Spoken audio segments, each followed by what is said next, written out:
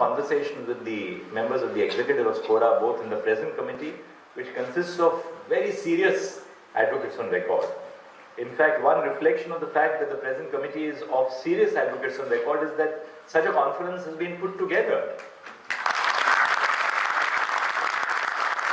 And I've noticed that there is a change in the level of dialogue between the Chief Justice and the executive.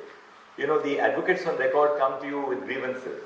When I was Chief Justice of the Allahabad High Court, the advocates would rush to me in the evening with a very serious complaint on how a judge said something to a lawyer and we are threatening to go on strike, and they would be all agitated. So I would always begin with a cup of tea and some snacks, and they would say, "Sir, but you have to resolve this first. Iske baare mein kya karna hai?" So I would say, "Dushmani aapki chai ke saath to nahi hai na." So we would first have a little conversation, get tempers cooled down, and then talk about some of the serious stuff. So likewise in the Supreme Court over the last 2 years, I've been meeting constantly with members of the SCBA, members of SCORA.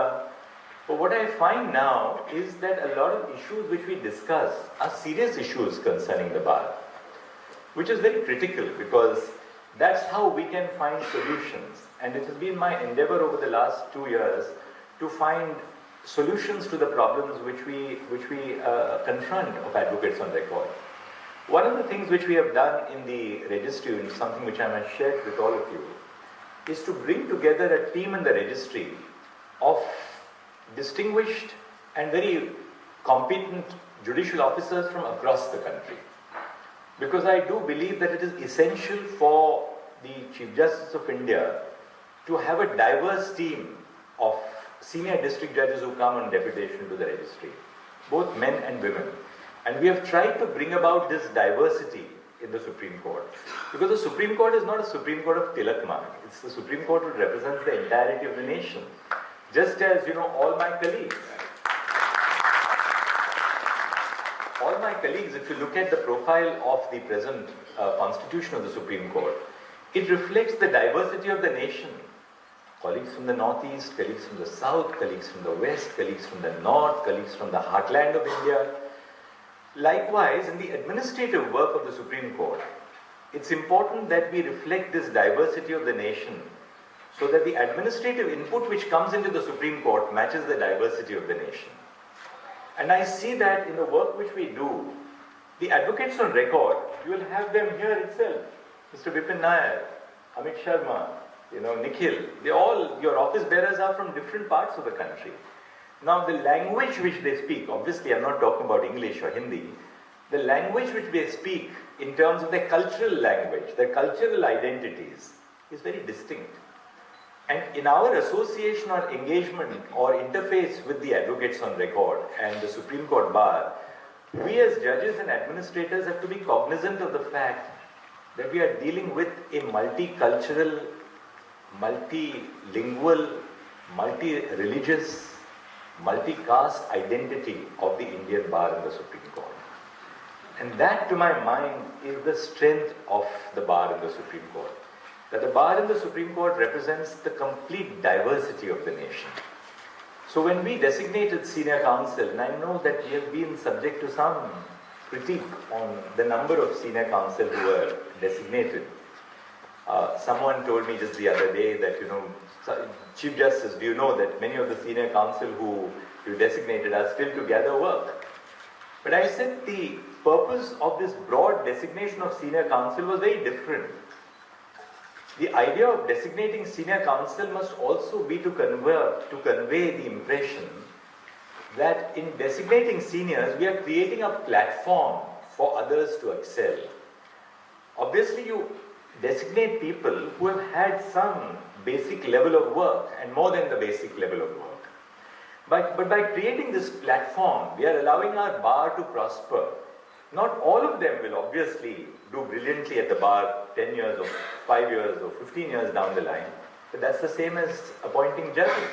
Not every judge you appoint to the district judiciary or to the High Court achieves the same level of excellence. But all of them, by virtue of their experience, bring a certain degree of accumulated understanding about the law and society.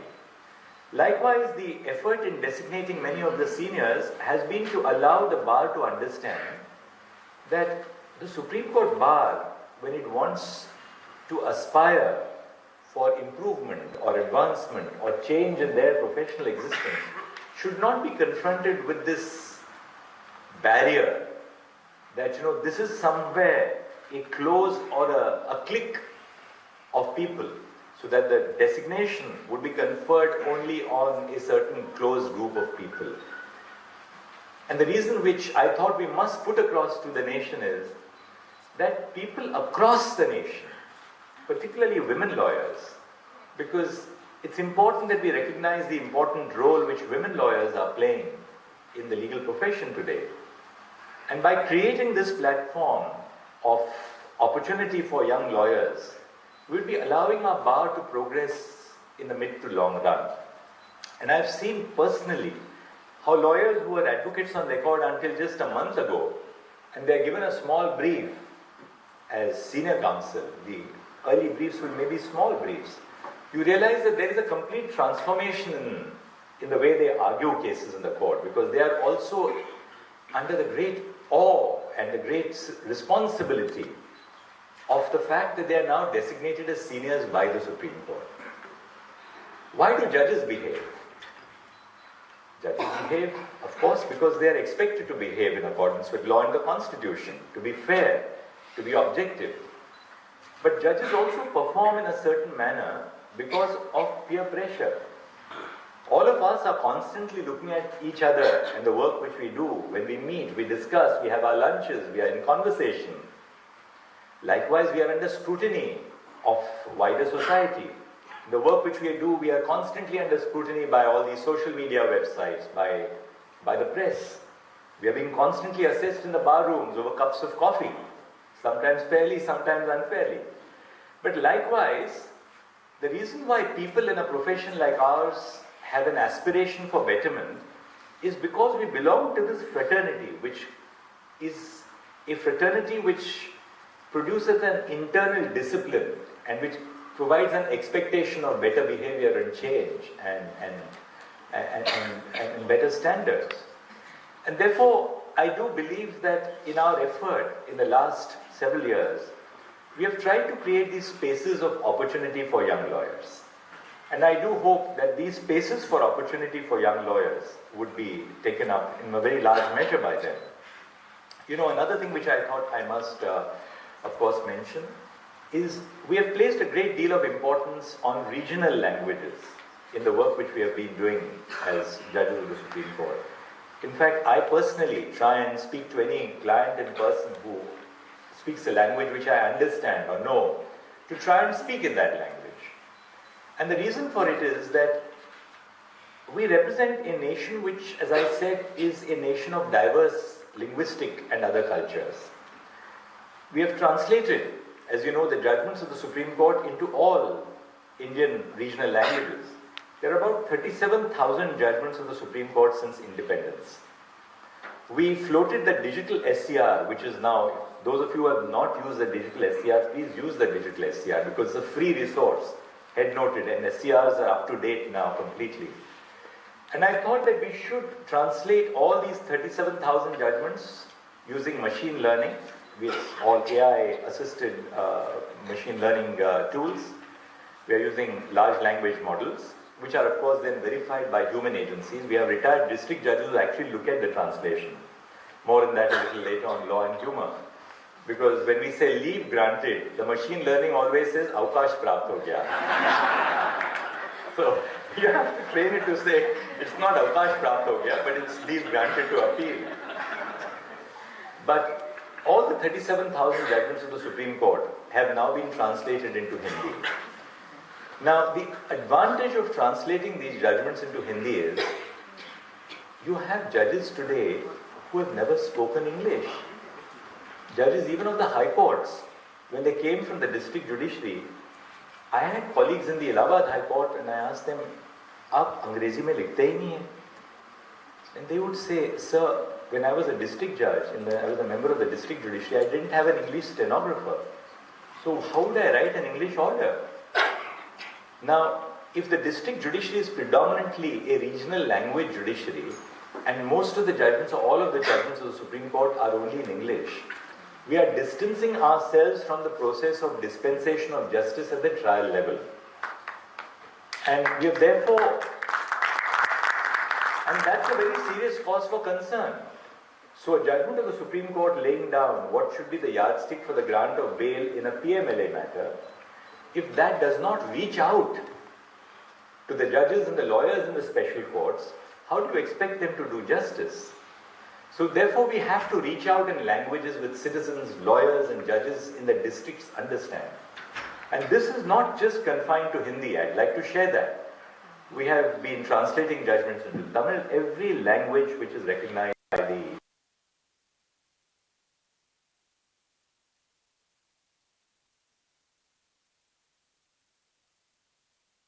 said that you know this, that you could you translate also judgments into Santhali? She's at least translate those judgments which have a bearing on tribal rights, so that tribals understand that these are the rights which are recognized by the Supreme Court in their favor. It may be in regard to land revenue, it may be in regard to small offences on which the President has been speaking a lot. And therefore this mission, I believe, of the Supreme Court is a mission to, in that sense, take the court to the homes and hearts of the people. The Advocates on Record Association has, over the years, done amazing work in our bar. We know of so many advocates on record who became senior counsel, some of the earlier advocates on record, like Mr. P.P. Rai, I was just talking to Vidhan, who truly made that transition from being advocates on record to becoming senior counsel. And they became senior counsel in truth and substance. In Dr. Chitle's chamber, when we were young juniors, we used to have lunch. It was a chamber of Raju Ramchandran, Mukul Mudgal. Mukul went on to become a member of the judiciary. Raju became a senior. And they had this concept of seniors in the A category and seniors in the B category. So one day I asked them, how do you distinguish between seniors in the A category and seniors in the B category? So, you know, particularly Mukul had this very acerbic sense of humor. So he says seniors in the A category are advocates on record who have become seniors who do not have a cyclostyling machine in their office. Seniors in the B category have a cyclostyling machine in those days in their office, which meant that they were basically doing the work of advocates on record, but they had become designated as seniors. Now that's again a process of bridging the change from becoming an advocate on record into becoming a senior arguing counsel. It's obviously when you stop filing your own matters through your own juniors, the wider bar will have the confidence to brief you. Because if clients in the bar at large believe that you are still filing your own matters through your own juniors, obviously people are a little reluctant to give you a brief, because tomorrow the client may go to you directly. But that's a change which everybody makes over a profession. The Advocates on Record examination is, I think, a key. One of the concerns which I do believe we have to answer is that the coaching class environment has also permeated the Advocates on Record examination, which means that we are only going to have people who will be taught how to crack the examination without having, you know, the sense of values, the ethics, the responsibility to the court of what you can do and you cannot do in a court, only in search of a positive order. Now, how do we really deal with this? And this is something which I think all of you should be discussing, not necessarily in the sessions, but in the longer run, which is how do we ensure that the new entrants to this group of very select professionals in the Supreme Court continues to possess the values which an advocate on record must have. And there I believe that the seniors, and so many of them are here, Mr. Rakesh Reddy, Anupam is here, Neeraj is here, and you know, so many of you are, Dhruv is here, so many of you are, the younger seniors are all here, Swarupma and Menaka, and so many of you, Aishwarya. What I would request, and Guru is there, of course, so many of you, I may have missed out some names, please forgive me. I think you need to sit down and provide for a continuing legal education on values which younger members of the bar will have. Back in the 80s when I joined the bar was relatively a smaller space where everybody knew everybody else. People could imbibe so much from a daily contact with senior counsel. So when somebody like Soli or somebody like Mr. Farid Nariman spoke, they would be surrounded by 10 or 12 lawyers constantly who would be imbibing. Now our bar has grown very large, and that's a product of the changing times, because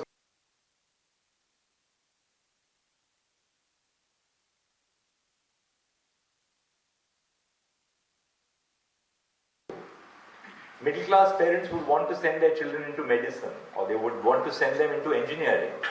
If you had nothing else to do, you came into law. Not everybody was like that. Many people came into the law as a matter of first choice. But a lot of people came into the law because they just sauntered into a court. I remember we were having a conversation when I was a young law student in the Campus Law Center in Delhi University, when a friend came and asked me, and in the Campus Law Center in those days, you always introduced yourself by your roll number.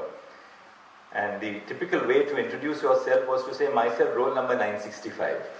You never introduce yourself by name. So one of my colleagues came to me and said, he says to me, "Tu karega kya?" So I said, "Wakalat karenge."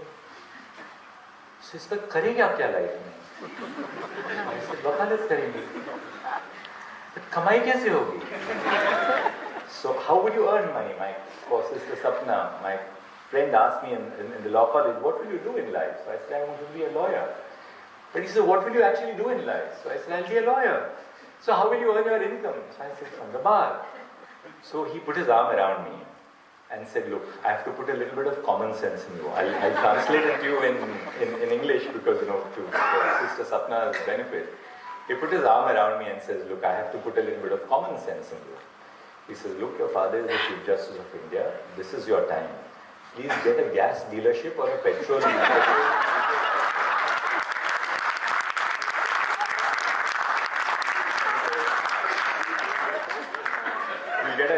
You will get a regular source of income.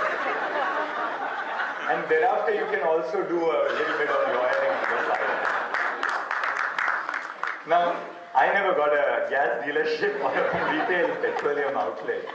Had I even mentioned it to my rather strict father, he would have thrown me out of the house. In fact, he insisted. He went to the Allahabad High Court. There was a big problem with lawyers feeling that too many judges' children were entering the bar.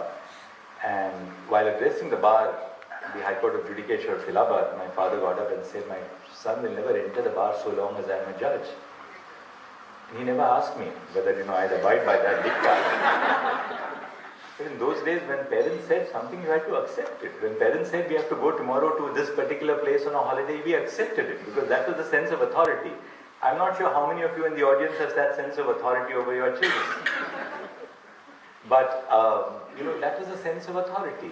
And when we came back, so many of his colleagues said, "But did you consult your family over this?" And he said, "No, but I feel that, my son shouldn't join the bar so long as I'm the Chief Justice of India, because every court in the country is a court from which an appeal lies to me." And there was a Chief Justice in Jammu and Kashmir whose child, whose son or daughter used to practice before the High Court. And it was alleged that, there was a district judge who would get up when that Chief Justice's son or daughter entered the court and get up and say namaste. So the then Chief Justice of India asked that judge that, "Brother, I believe that, when your son appears in that court, I believe the district judge gets up and says namaste." To which the judge said, "Well, what do I do if the district judge gets up and says namaste to my child?" "Well, you can do a lot."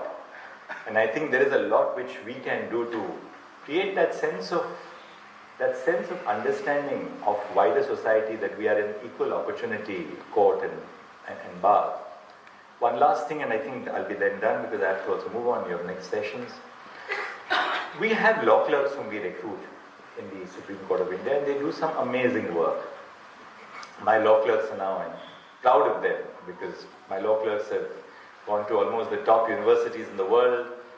One of my law clerks was a first generation lawyer from Madurai. She has been nominated as a Fulbright scholar for the next year. One of my law clerks is, she went to Harvard Law School. The young Dalit boy who's been a law clerk with me from Lucknow, again went to Harvard. They've been all over the world and they're now working in India as well. I felt that how do we create a space where young people in the legal profession believe that the law can be an equal opportunity employer? Because too very often I used to find that law clerks are recruited by a phone call. And I'm not criticizing anybody, that's the way the system has been run, right? You give a phone call to a colleague you know, you talk to someone and say that, well, will you engage so-and-so's son? And typically, you know, somebody would come from different parts of the country and clerk. I felt that in order to create a sense of confidence in the younger members who are now exiting law colleges, we must provide an equal opportunity to young lawyers or young aspiring lawyers to clerk with Supreme Court judges, because it's an extraordinarily prized position, both in terms of money. We now pay 80,000 rupees for the first year per month and 90,000 rupees for the second year for young law clerks in the Supreme Court. I'm not sure how many seniors pay that kind of money, at least we do. I put out a white paper during COVID times, which was of course not seen by anyone, but when I became Chief Justice of India, I thought this was an ideal opportunity to put into place that white paper. Last year, in fact last 2 years, we've held the exam, last year definitely, we have held the exam in about 20 or 22 centers across India. We've replicated the design of the CLAT, the Common Law and Aptitude Test. So we held that examination in different centers in India. We held the examination in 3 parts. The first part is a multiple choice question paper spread over 3 hours. The second part is drafting a brief based on a mock judgment which we provide. Not a very difficult brief, just 750 words which you can do in a couple of hours. Third is a research paper where you're given something which would consist of a jumbled set of legal principles, and you're supposed to just prepare a small research paper for the judge. After doing that, we allow all the young applicants to give their preferences for judges. Because we said that why should they not have the ability, as in say medical colleges, to give their preferences, that this is whom I want to work for. You may not get your judge of first preference, but you should at least have that ability to say that. The idea is for us to also climb down from this high pedestal and say that, look, we would like to be with people who want to be with us. And then we have an interview where the judge will actually sit and take people from the list, the merit list which we have prepared. And we used to have 4 law clerks, so I said to my colleagues, there are like 2 law clerks you can take of your choice, 2 law clerks you must take from the system. But I threw in a carrot and I said, if you take a 5th, if you take a 3rd law clerk from the competitive system that we have created, I'll allow you 5 law clerks as part of the budget. But you know, simple things like this, and I think the advocates on record should really think of this in the future. Can we not, in the AORs or in the chambers of senior lawyers, have a more open system of recruiting young people into the profession?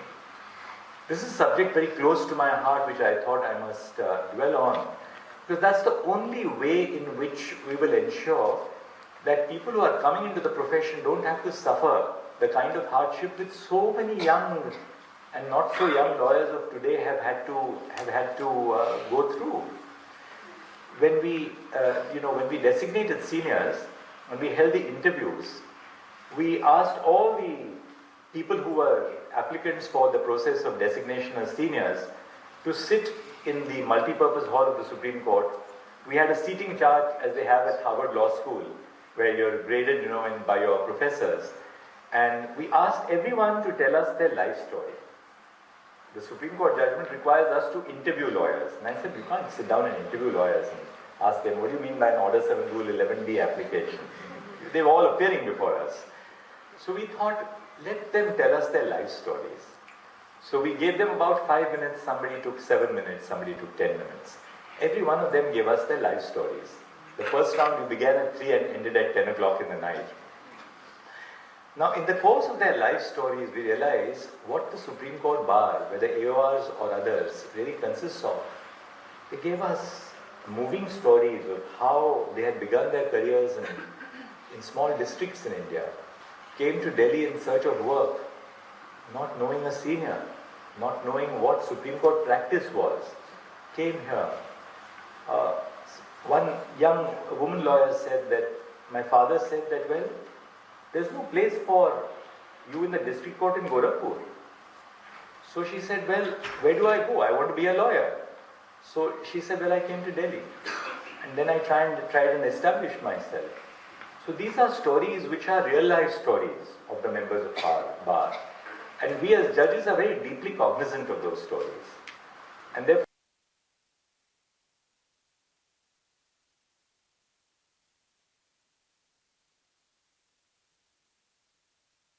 senior members of the bar to encourage the future of the profession. And I think we can do a lot to encourage the future of the profession, because it is in the decisions which we will take today, small decisions in incremental matters, which will define the stature of our bar for the future. And that will define the nature of the legal profession for the future. I'm always asked, why is it that you have such few women judges today in our courts, particularly in the high courts and in the Supreme Court? I always say that the reason why we have few women judges in the Supreme Court today is that the Supreme Court today reflects the demographics of the bar, say 20 years back. Because you have to take people from the talent available at the present point of time in the high courts predominantly. Of course, we have bar judges as well, and we have judges like Sister Indu Malhotra who came in.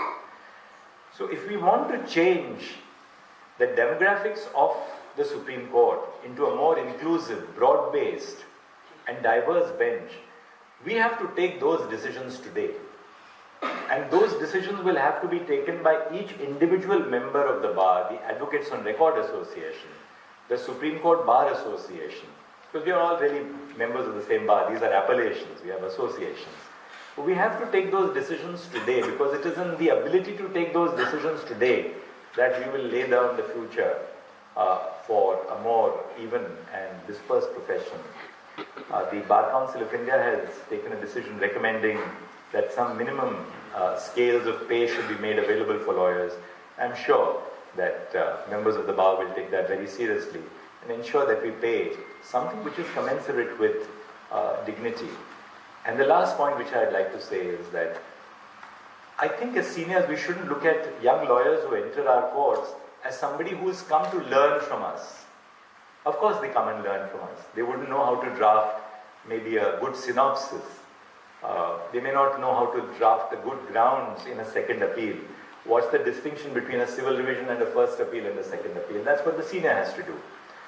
But in terms of their understanding of life, I find that when youngsters collaborate with us, we learn so much from them, from their understanding of life, because they have a pulse for society today.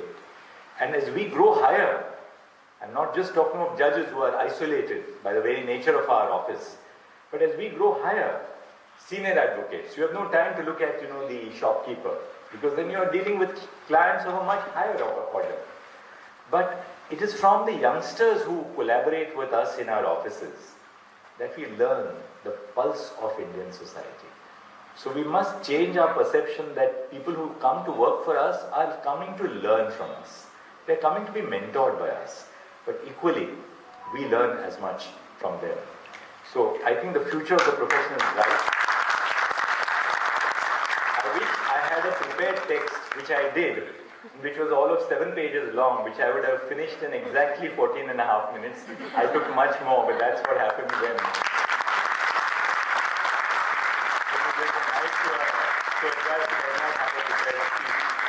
On a lighter vein, we had a judge, I will know no names and no high court to be mentioned, who used to love the mic.